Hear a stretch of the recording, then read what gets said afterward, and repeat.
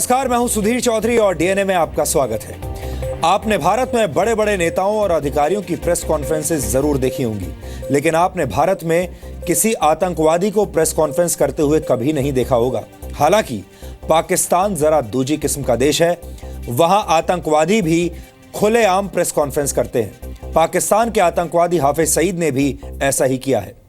पाकिस्तान ने अमेरिका के दबाव में हाफिज सईद और 3 अन्य आतंकवादियों को नजरबंद कर दिया है। इससे यह संदेश देने की कोशिश की गई है कि पाकिस्तान बहुत भोला भाला देश है और उसे आतंकवादी बिल्कुल अच्छे नहीं लगते, लेकिन असलियत कुछ और है। और यह बात खुद हाफिज सईद ने साबित कर दी है। इस आतंकवादी ने अपनी गिरफ्तारी के मौके पर बाकायदा प्रेस कॉन्फ्रेंस की और पाकिस्तान के अधिकारियों ने उसे यह काम करने दिया। इसके बाद हाफिज सईद को पूरी सुरक्षा के बीच उसकी बड़ी सी लग्जरी कार में बैठाया गया और वहां से उसे एक सीक्रेट लोकेशन पर ले जाया गया। हाफिज सईद ने अपनी गाड़ी में फिर से एक वीडियो संदेश रिकॉर्ड किया। आज हम वो वीडियो भी आज आपको दिखाएंगे। ये पाकिस्तान की घबराहट और हाफिज सईद की नकली गिरफ्तारी का डीएनए टेस्ट होगा, जिसे आज आपको मिस नहीं करना चाहिए। वैसे तो पाकिस्तान में जी न्यूज देखना बैन है, लेकिन हमें यकीन है कि हाफिज सईद भी आज ये विश्लेषण जरूर देख रहा होगा, क्योंकि वो और उसके हमदर्द भी छुप छुप कर जी न्यूज देखते हैं। इसके बाद हम देश की आर्थिक सेहत का विश्लेषण करेंगे। आज संसद में इकोनॉमिक सर्वे पेश किया गया है। इकोनॉमिक सर्वे देश की अर्थव्यवस्था का आईना होता है। इस आर्थिक सर्वे से एक बड़ी खबर निकली है और वो खबर यह है कि नोटबंदी की वजह से देश की अर्थव्यवस्था पर असर पड़ा है और 2016 और 17 के फाइनेंशियल ईयर में देश के जीडीपी की विकास दर 7.1% रहने का अनुमान है, जबकि पिछले फाइनेंशियल ईयर में जीडीपी की विकास दर 7.6% थी। सवाल यह है कि भारत की आर्थिक स्थिति मजबूत हो रही है या फिर कमजोर, और आज यही हम आपको बताएंगे। इसके बाद आज हम एक बहुत ही खतरनाक बैक्टीरिया का विश्लेषण करेंगे। माना जाता है कि इस बैक्टीरिया का जन्म भारत में ही हुआ है और अब यह बैक्टीरिया दुनिया भर के लोगों को अपना शिकार बना रहा है। यह बैक्टीरिया इतना खतरनाक है कि इस पर किसी भी तरह की एंटीबायोटिक दवाओं का असर नहीं होता। और इस बैक्टीरिया से जुड़ी दुखद बात यह है कि यह पहली बार भारत के अस्पतालों में ही पाया गया था और फिर इसने अमेरिका की एक महिला की जान ले ली। इस मौत की जिम्मेदारी भारत पर डाली जा रही है, क्योंकि भारत में एंटीबायोटिक दवाओं का सबसे ज्यादा इस्तेमाल होता है। यह सब कुछ अमेरिका की एक महिला की मौत से शुरू हुआ और फिर उस मौत पर बाकायदा रिसर्च किया गया और अब उस रिसर्च के नतीजों ने भारत ही नहीं पूरी दुनिया को चिंता में डाल दिया है। इसलिए हम इस विषय पर एक गहरा डीएनए टेस्ट आपके लिए करेंगे। लेकिन आज का डीएनए टेस्ट शुरू करने से पहले देखते हैं आज की तमाम बड़ी खबरें नॉनस्टॉप न्यूज में। कल पेश होने जा रहे बजट से पहले आर्थिक सर्वे में कहा गया है कि नोटबंदी से इस वित्तीय वर्ष की विकास दर घट सकती है। 2016-2017 में जीडीपी 6.5% तक गिर सकती है। हालांकि सर्वे में 2017-18 में विकास दर 6.75% से 7.5% रहने का अनुमान है। आर्थिक सर्वे में आयकर रेट कम करने, साथ ही कॉर्पोरेट टैक्स घटाने की वकालत हुई है। सर्वे में ये भी कहा गया है कि टैक्स का दायरा बढ़ाया जाए। सर्वे के मुताबिक नोटबंदी का असली फायदा तभी होगा जब टैक्स से बचने से रोकने वाले कदम उठाए जाएं। In a sense, we're in a situation where market interest rates have been trending down. And so the question is, should the policy rate recognize and validate that or not? And that's a call that the RBI is going to make. But in some ways, the market is already signaling that. सर्वे के मुताबिक नोटबंदी से मकानों की कीमतें घट सकती हैं। सर्वे में कहा गया है कि नोटबंदी से खाद्य पदार्थों की सप्लाई पर इस साल भी असर पड़ सकता है। सर्वे में कच्चे तेल की कीमतों के बढ़ने को लेकर सावधान रहने की चेतावनी दी गई है। राष्ट्रपति प्रणब मुखर्जी ने आज संसद में दिए अपने अभिभाषण में नोटबंदी और सर्जिकल स्ट्राइक को देश हित में सरकार का साहसिक कदम बताया। राष्ट्रपति ने लोकसभा और विधानसभाओं के चुनाव साथ कराने को लेकर बहस पर जोर दिया। राष्ट्रपति ने कहा कि भारत की अर्थव्यवस्था पटरी पर है। India has been widely acclaimed as a bright spot in the global economy at a time when global growth has been slow. राष्ट्रपति ने रेल बजट और आम बजट को साथ पेश करने को ऐतिहासिक बताया। इसके साथ रेल बजट भी जोड़ दिया गया है।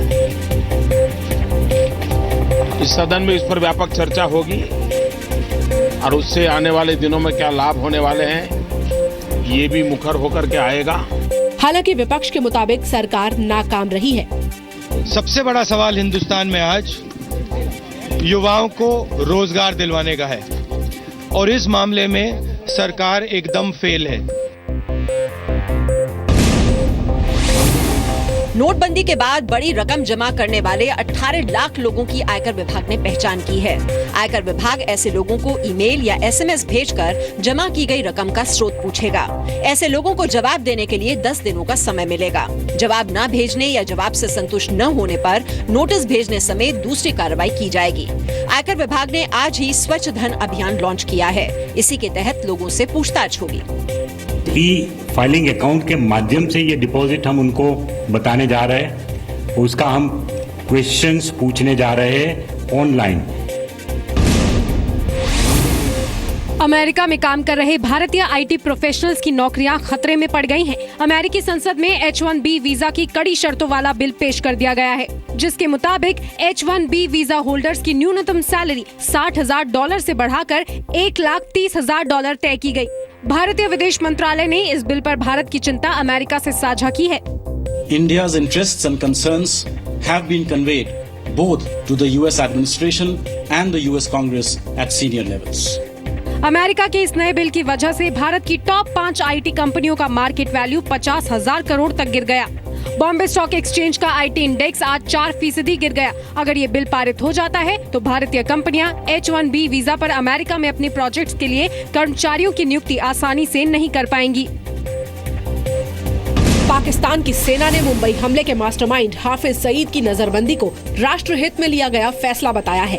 पाकिस्तानी सेना ने ये भी दावा किया है कि वो युद्ध नहीं चाहती, लेकिन इसे उसकी कमजोरी नहीं समझा जाना चाहिए। भारत ने कहा है कि आतंकी संगठनों पर ठोस कार्रवाई ही पाकिस्तान की गंभीरता का सबूत होगी।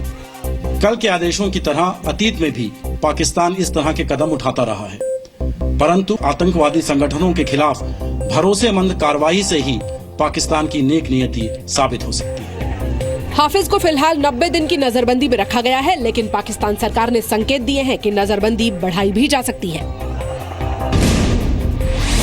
एवेलॉन्च में शहीद सभी 19 शहीदों का पार्थिव शरीर आज दिल्ली लाया गया। पालम एयरपोर्ट पर रक्षा राज्य मंत्री सुभाष भामरे, पूर्व प्रधानमंत्री HD देवेगौड़ा समेत सेना के कई अफसरों ने शहीदों को श्रद्धांजलि दी।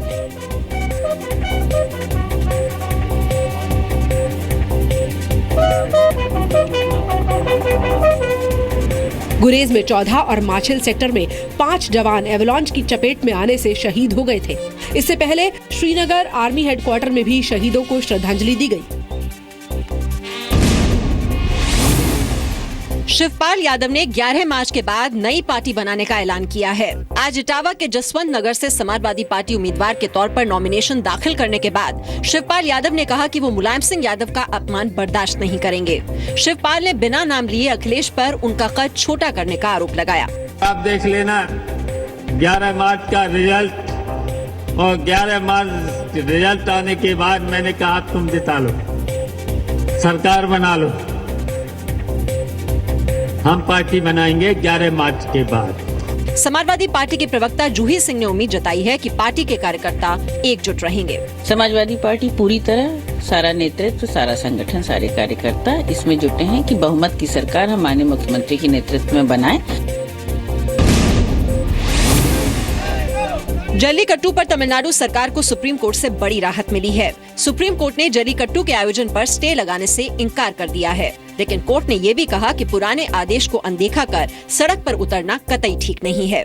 तमिलनाडु गवर्नमेंट की निंदा की कि उन्होंने हिंसा जो करवाई, जहां पुलिस स्टेशन चले गए, कई जगहों में अनऑथराइज्ड जल्लीकट्टू कराया सुप्रीम कोर्ट के ऑर्डर के विरुद्ध में। तमिलनाडु सरकार को अब जल्लीकट्टू को चुनौती देने वाली याचिका पर 6 हफ्ते में जवाब देना है। कोर्ट ने जवाब मांगा है तमिलनाडु से स्टे एप्लीकेशन पे, और रीट पिटीशन जो है उस पे जवाब मांगा है। मामला जो है अब 10 या 12 हफ्ते के बाद लगेगा।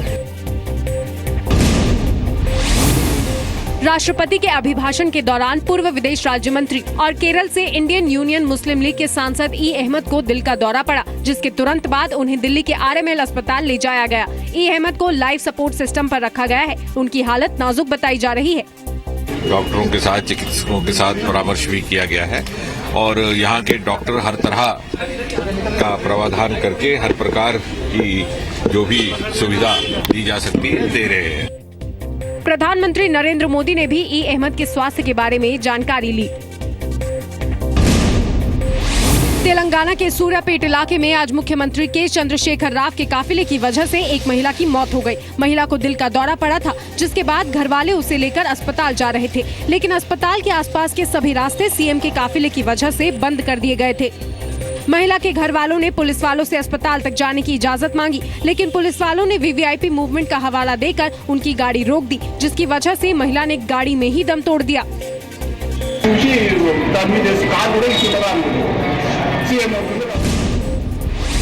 महाराष्ट्र में लातूर के कीर्ति मिल हादसे में मालिक समेत 4 लोगों को गिरफ्तार कर लिया गया है। सोमवार को हुए इस हादसे में आज 2 और मजदूरों का शव मिलने से मरने वालों का आंकड़ा 9 पहुंच गया है। राज्य सरकार ने जांच के आदेश दिए हैं।